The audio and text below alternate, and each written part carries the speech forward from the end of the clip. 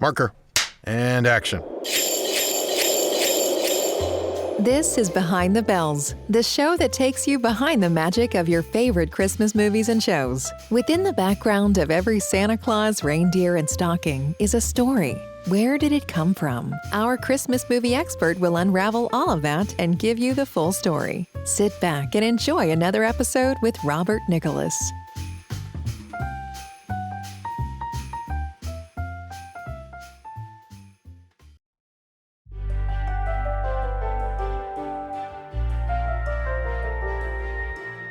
Merry Monday, everyone, and welcome to Behind the Bells. I'm your host, Robert Nicholas, and I'll be taking you on another one-horse open sleigh ride into the world of Christmas movies.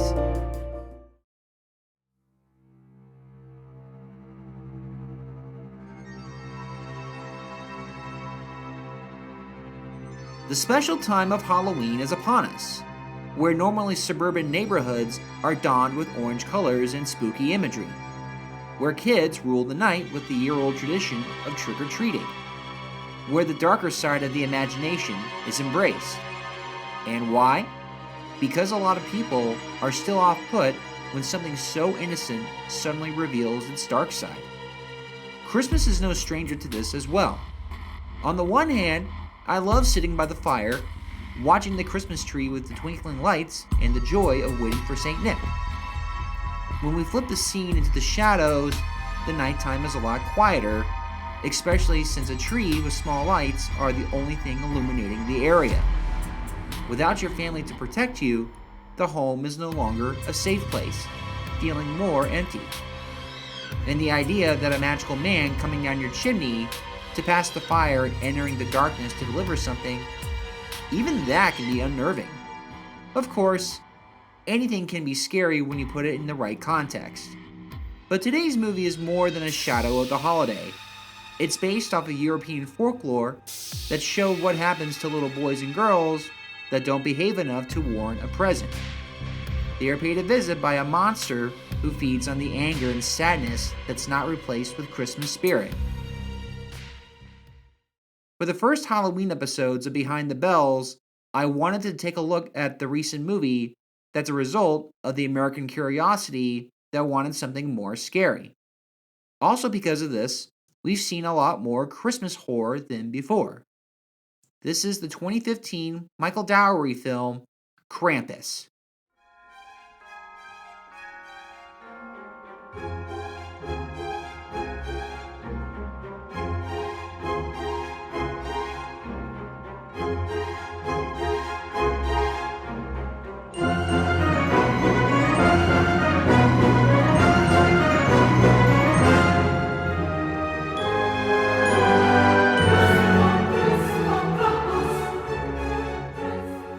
Keep your hands and arms inside the vehicle at all times. Let's go for a ride.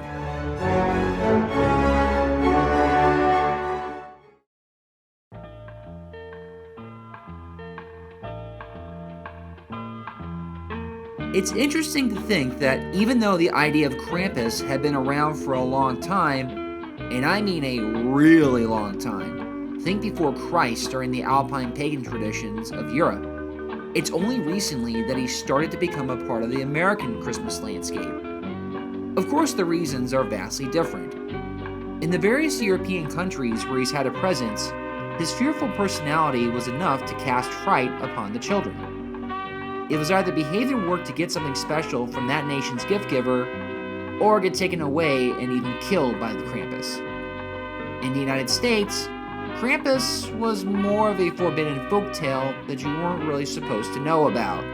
Like a swear a child learns way too early, the bad nature of a creature on Christmas ironically feels like a sudden fresh breath of air, to see that even Christmas wasn't safe from monsters, ghosts, or demons. It would cement in one's belief that the holidays would be more scary, or even set in motion that Halloween can last all year. In a way, we needed something like Krampus to not only show us the monsters of Christmas, but that we as people can still be monsters around what's supposed to be a joyous occasion.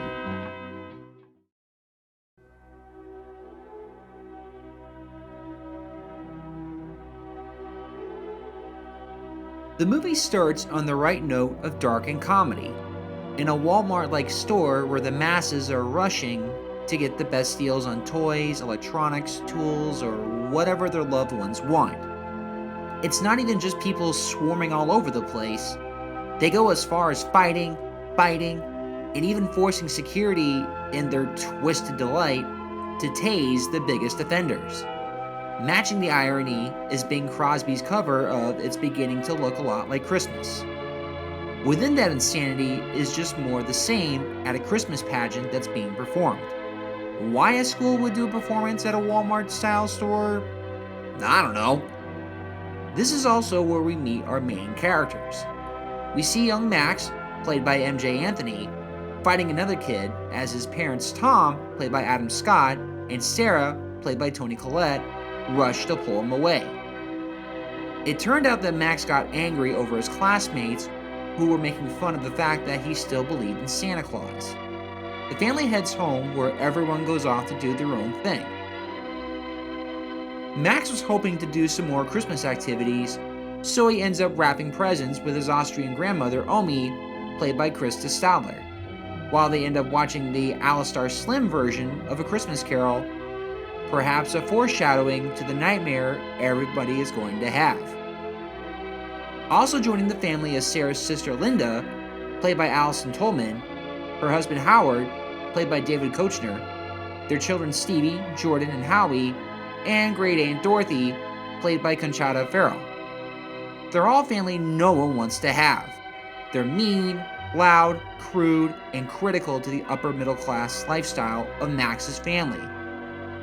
The resulting dinner amounts in more tension, arguments, and to top it off, a cousin getting Max's letter to Santa and reading it out loud. We know you still believe in the big fat creeper. I don't know what you're talking about. You sure about that? Stop. Dear Santa, I know I haven't been great this year, and I'm sorry for that. But I was really hoping you could help out me and my family this Christmas. We need you. Oh, Maxie Pet, that's so sweet. Give it back. Stop, Max. Blah, blah, blah, blah. Ah, here we go, Maxie's wish list. Stevie, stop. That's enough. Wait, you're up first, Beth. I wish me and Beth could hang out like we used to. You might have noticed that I don't have tons of friends. Oh no, really, Max? I wish my mom and dad could fall in love again. I know they get upset a lot with Dad away from home so much. I think they really just miss each other. Also, I wish things weren't so hard for Uncle Howard and Aunt Linda.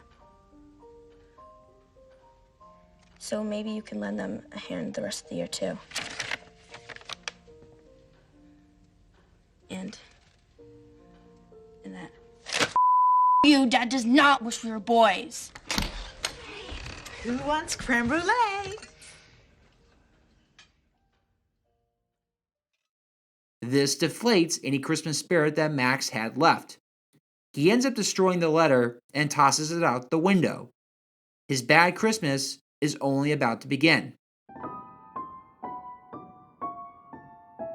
The family wakes up the next morning to see that the air feels a lot chillier. They glimpse out the window to see that a blizzard has arrived and created a complete whiteout condition. With the exception of a delivery guy, no other people are seen for the rest of the movie. To make it worse, the power is out, along with the phone lines and cell service. The family waltzes around, trying to figure out how they're going to have Christmas with a storm. Max, however, sees snowmen out in the front yard without any idea on who built them. He can tell that something darker is in the air, but he can't tell what. Max's older sister goes to her boyfriend's place to check in on him, but she ends up becoming the first victim of a giant creature she can't make out, but it looks like a monstrous Santa Claus hopping from rooftop to rooftop, and even using a jack-in-the-box to lure her out. By the evening, her father Tom and Uncle Howard go to look for her, only to see her boyfriend's home almost like a frozen scene of a crime. They find hoof prints, blood stains, and a broken chimney, but no daughter. They vow to get help first, then come back, only to encounter more monsters hiding in the snow. They struggle and get a few gunshots out, but just barely make it to the house where Tom orders the doors and windows boarded up. Their safety doesn't last long, as Howie Jr. ends up being taken next, after being lured to the chimney by a gingerbread cookie on a hook. But given how brain dead this kid was already, he never had a chance. Within the chaos and despair, Grandma Omi reveals exactly what's come for them. I must tell you something, to all of you. It started with the wind. On a cold winter night, much like this. It was almost Christmas. But this Christmas was darker, less cheerful. But I still believed in Santa, in magic and miracles, and the hope that we could find joy again. But our village had given up on miracles and on each other. They had forgotten the spirit of Christmas, the sacrifice of giving. And my family was no different.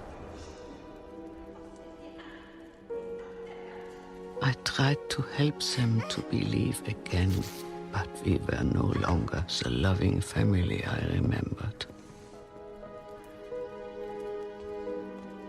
They too had given up. And eventually, so did I. And for the first time, I didn't wish for a miracle. I wished for them to go away. A wish I would come to regret.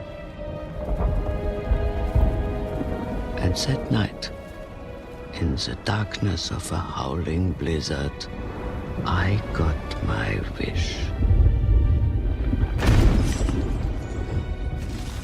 I knew St. Nicholas was not coming this year. Instead, it was a much darker, more ancient spirit. The shadow of St. Nicholas. It was Krampus. And as he had for thousands of years, Krampus came not to reward, but to punish, not to give, but to take. He and his helpers. I could only listen as they dragged my family into the underworld, knowing that I would be next. But Krampus didn't take me that night. He left me as a reminder of what happens when hope is lost, when belief is forgotten, and the Christmas spirit dies.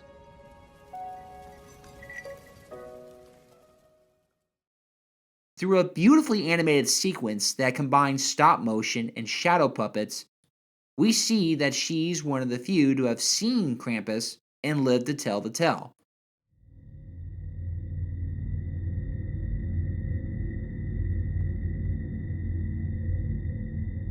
The ghost story, however, turns out to be the last break they get.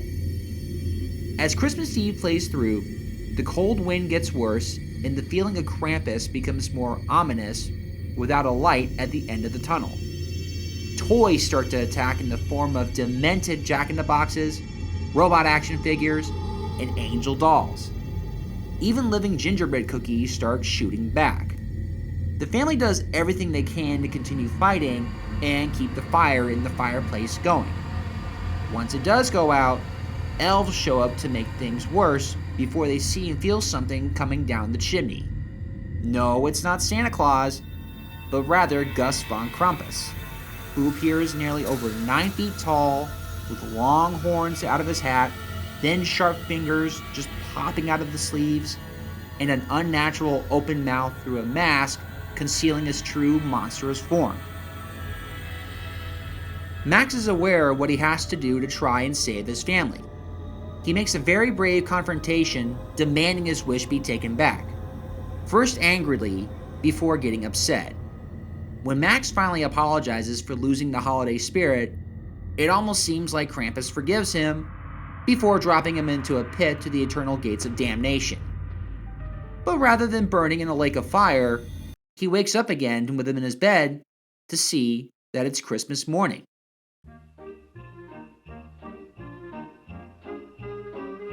Snow is glistening, the lights are twinkling again. He heads downstairs to see his family, including his visiting relatives, eagerly getting ready to open the presents. With things seemingly normal, he assumes the whole ordeal was a really bad nightmare. But then Max gets his first gift.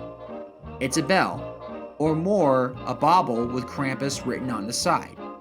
Everyone's smiles drop as if they suddenly remember the past few days. We then hear Bing Crosby's cover of Santa Claus is Coming to Town. Then the camera pans out further to show that Max's house is now being viewed through a snow globe, as if to indicate he's to be consistently watched by Krampus to always ensure that his Christmas spirit never goes away again. If there was such a thing as a Christmas ghost story in film format, then Krampus came really close to it.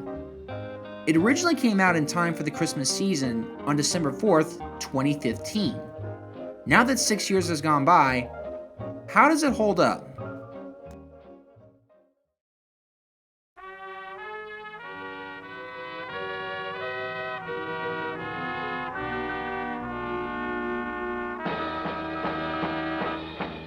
By 2015, I was a major Christmas fanatic and was always down to catching any Christmas movie, especially if it came to movie theaters. Krampus was new for a lot of reasons. First, I was not that familiar with the Krampus legend. I might have heard it brought up in conversation with friends that talked about monsters, but I wasn't really aware of its role around the holiday and how long he'd been around for. In fact, when I heard the movie announced, I actually thought it was an original Christmas movie monster. Second, I hadn't seen that many Christmas horror movies in general. There had been plenty of movies that depicted an evil Santa Claus, such as Christmas Evil, Silent Night, Deadly Night, and if you're really desperate, Santa's Sleigh, and that's sleigh as in S-L-A-Y.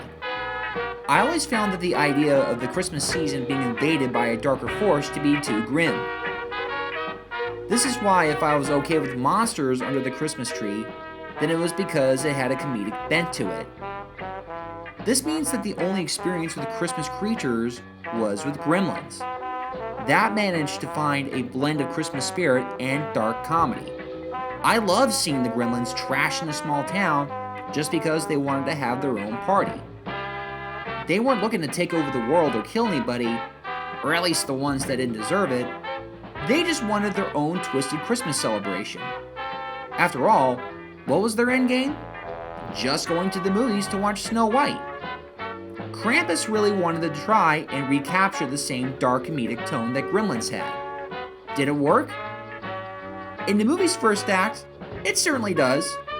The opening credits almost indicate a full comedy, and I was even worried that the story would go too goofy. Once the characters get back home from the pageant, we do get a better indication of just how dysfunctional everything's become. Adam Scott's too busy with work, Toni Collette's too obsessed with keeping up the image of an upper middle class mom, and the teenage sister Beth, played by Stefania Levine-Owen, only wants to stay with her boyfriend and get high. Max still has the Christmas spirit and does everything to keep sound by encouraging more family Christmas events. I'll say up front that all the casting is perfect. None of these characters are that deep, except for Grandma Omi, but when you really think about it, the characters in Gremlins weren't that deep either. That's because the monster was the real star. That doesn't mean the humans don't matter at all, they still need to be at least relatable and likable enough that we want to see them survive, or at least hate them enough that we want to see them gone. Both movies have the advantage of good talent playing their respectable parts. In terms of main leads, MJ Anthony is in a tougher position than Zach Galligan was. Zach may have not known much about the Gremlins, but he was still an adult and had the ability to go from one location to another in order to put a stop to the invasion. MJ was still a child, and cold weather keeps him and his family confined to one house. Not to mention, the monsters are much more unpredictable and almost seem invincible. When the monsters are unleashed, the strengths of the creativity and the faults of the movie are revealed. I love how the toys are delivered via sack before they let themselves out.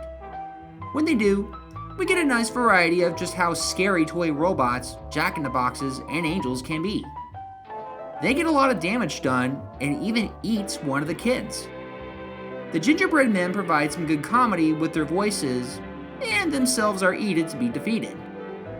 And we can't forget Krampus himself, who is definitely a thing of Christmas nightmares. The effects all over him look incredible, with the right mix of good old-fashioned practical effects and computer animation, all provided by Weta.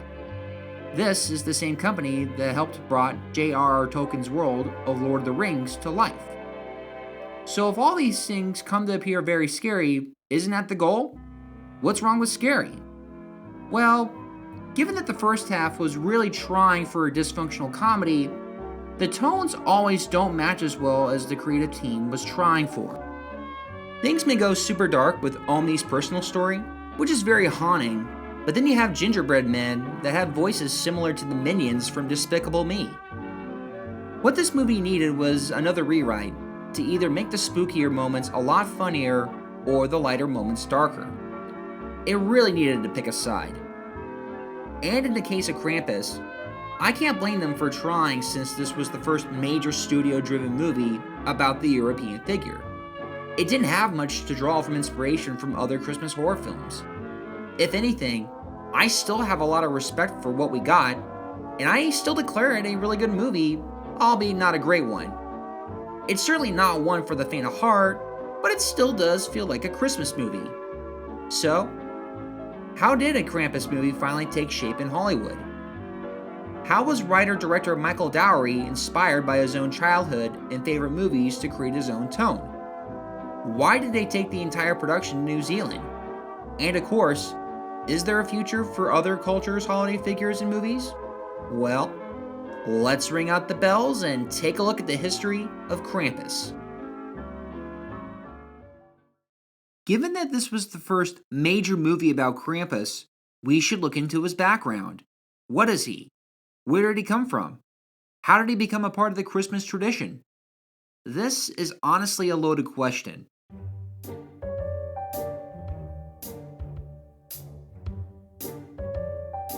Like I said earlier, not only does he predate St. Nicholas, but he even predates Jesus Christ. Not to mention that, similar to how many different countries have their own gift givers, they also have their own dark spirits that serve to punish the naughty. Germany has Belschnickel, Sweden has Swarpiete, and even Japan has Namahaj. They all serve as something to scare children into being well behaved. After all, you had to earn your gift from the gift giver of that country. But so that we can stay on track with the Krampus from the movie, we'll focus on the Austrian version, since it was his look, his method of punishment, and even his roots that helped write the mythos that would be used for the film's story. We'll begin in the Alpine Mountains before Christ, when winter traditions were built upon Wicca and pagan religions. This was not the Christmas you're used to today. No eggnog, no presents, no dinner with your relatives, no Santa Claus. It would be many centuries before Christianity would spread across Europe. What was being spread was the accounts of St. Nicholas of Myra and his generosity of having delivered gold coins to help a family whose 3 daughters needed new dowries in order to be married. Other stories would emerge of other necessities such as food, clothes, and tools being delivered in the night to the needy. His legend would spread across the continent, and the Holy Catholic Church, who was gaining a larger influence, would instill St. Nicholas's good deeds as a part of the Church's teachings of mercy and generosity. The Church had also set December 6th as the feast of St. Nicholas, which, along with being a day of Mass and celebration, was the night in which he would visit needed children and bring them gifts. So yeah, December 25th wasn't even set as Christmas yet. So where does Krampus come in? Though the Church was playing a larger role in many European countries, in the more rural Alpine regions, they were still a small fish in a big pond. Many of their beliefs were a combination of Wicca and folklore that came from Slavic, Swiss, and German stories. Modern historians have yet to truly discover when Krampus first emerged. It's alleged that his look, purpose, and name came from the horned god of witches. What did they share? Both obviously have horns, both come from the underworld, and both are meant to have a lot of influence. Krampus comes from the German word Krampen, which in English translates to claw. He was one of many folklore creatures that were a part of the pre-Christian Alpine traditions. Moving forward, by the 11th century, the Church now had much more influence, but the traditions never went away. So in Austria, 2 days were noted. December 6th was St. Nicholas Day, but the day before, on December 5th, would be known as Krampusnacht, or Krampus Night. St. Nicholas would still arrive in town to deliver presents to the good children, but accompanying him was Krampus, the horned, goat-legged creature who came with metal chains and wrapped birch twigs. Sometimes he'll also bring a sack to capture children to take away. He's even known for bringing wine for himself to enjoy. Along with some people dressing up as Santa to encourage good behavior and good Christmas spirit, a lot of men got a kick dressing up in costume and mask as Krampus to scare them, to remind them of what awaits if they've been naughty all year. The Church was certainly no fan of Krampus. They felt that his imagery, despite having good intention to use demonic imagery, was too grotesque. They didn't necessarily ban the use of him. They weren't pulling any steps to make him feel welcome either. They only wanted to use the holy imagery of the nativity scene, the birth of the Son of God, to represent the meaning of the Christian Christmas. Now this is where history becomes a bit more scattered. In Austria, Krampus was still a local tradition. That included cards, costumes, and even the continuation of Krampus Night. Across other countries, it would depend on the country and the position of the Church. Some were more lenient that it tolerated it, while others would flat out ban his use. This may be the reason why Krampus was much more of a cult character than the more mainstream St. Nicholas. We're going to take a short break, but we'll be back with more Krampus history, when he got more noticed in the States, and how Michael Dowry discovered him for the first time. And now back to the show with our Christmas movie expert, Robert Nicholas.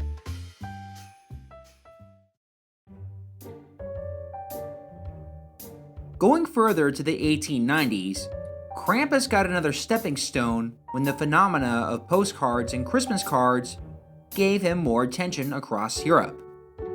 Though the idea of Christmas cards may have been around possibly since the early 17th century, they became much more mainstream by the 1840s in London when various shops started producing them.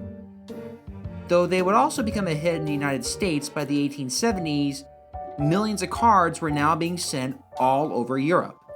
So naturally, when Austria got into the tradition, when the government seized control, Krampus would be coming along. For the first time, Krampus would be seen in illustrated form, where more often he was either in his traditional half-goat, half-horned form, or simply as a red demon similar to the devil. The majority of his imagery showed him scaring children, beating children, or carrying them away in a sack to take them to the fiery underworld. Though adults would occasionally be seen as victims, Krampus' status cemented him further in Austrian Christmas lore, and into Germany's as well. The cards continued to be sent and spread each year as new designs confirmed his status as the dark shadow of St. Nicholas. By World War I, his card illustrations were mainstream enough that slogans ended up a part of the Christmas tradition included Gruß vom Krampus, which means greetings from Krampus, and Brav Sein, which translates to be good. He was a part of the Austrian holiday, a key word being part. World War I also started a new era within the country with plenty of political turmoil, from the breakup of Austria-Hungary to a new constitution to a dictatorship government in the 1930s.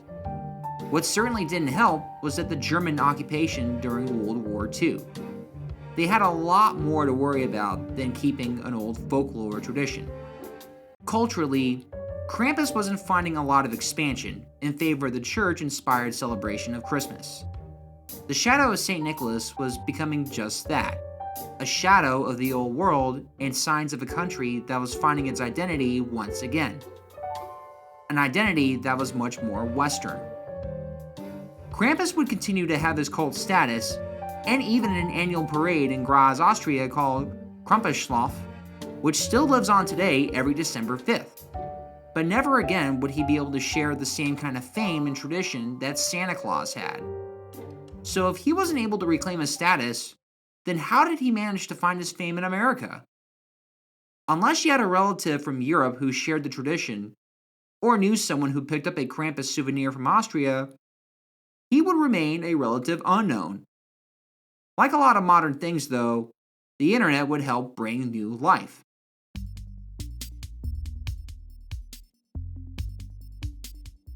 Krampus would be talked about on a variety of websites that ranged from European Christmas traditions to folklore to old world monsters. A lot of people, especially Americans, were drawn to this creature that were not only associated with the Austrian holiday, but that he's also been a part of it for centuries.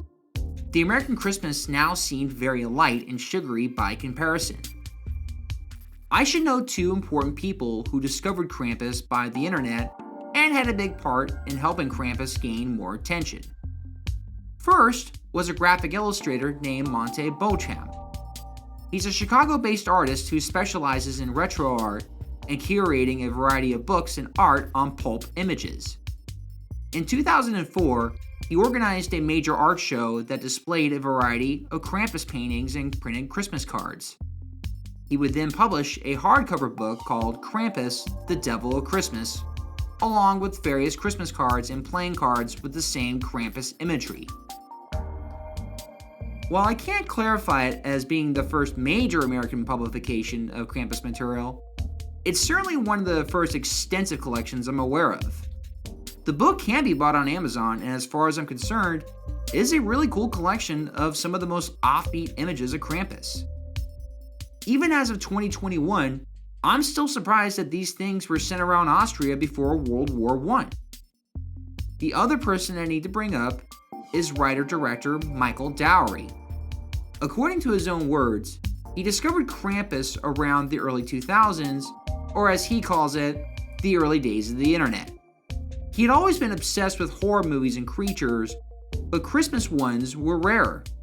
His friends then started sending him images of Krampus, which fascinated him more than anything. I fell in love with the character about 10 years ago. And back then, he wasn't quite as well known. And he still isn't, but it was sort of like hearing about some indie band and then slowly watching it get more popular over the years. But I fell in love with the original Krampus greeting cards that had been passed out for, decades ago. I mean, it was really late 1800s, early 1900s, he was huge.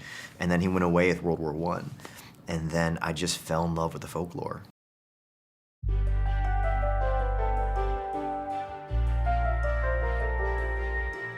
Michael Dowry said he always wanted to do a scary Christmas movie, but for most major studios, those were hard to sell and even make.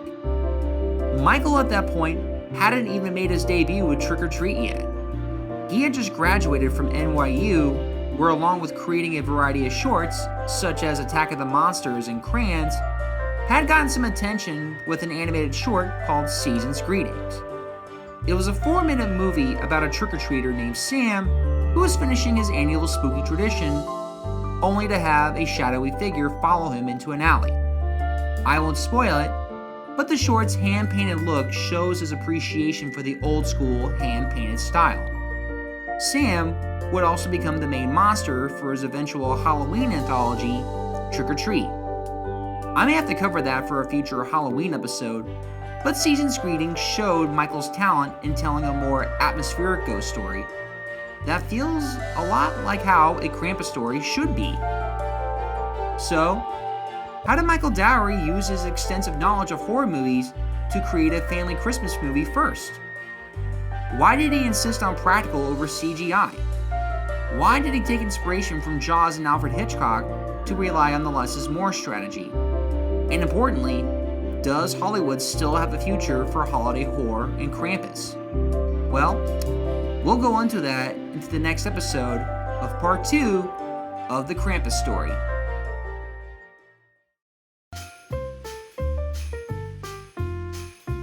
Thank you for joining us on this sleigh ride into the magical world of Christmas movies. Check us out for weekly rides into your favorite Christmas classics and their histories. Be sure to give us a positive review on iTunes if you like what you heard. And don't forget to follow us on social media on Facebook and Instagram for updates and special news. Consider subscribing on Patreon in order to help keep the show going and to gain access to some special gifts not available to the public. Merry Monday to all, and to all a good night. See you next week. Cut. Okay, everybody, that's a wrap.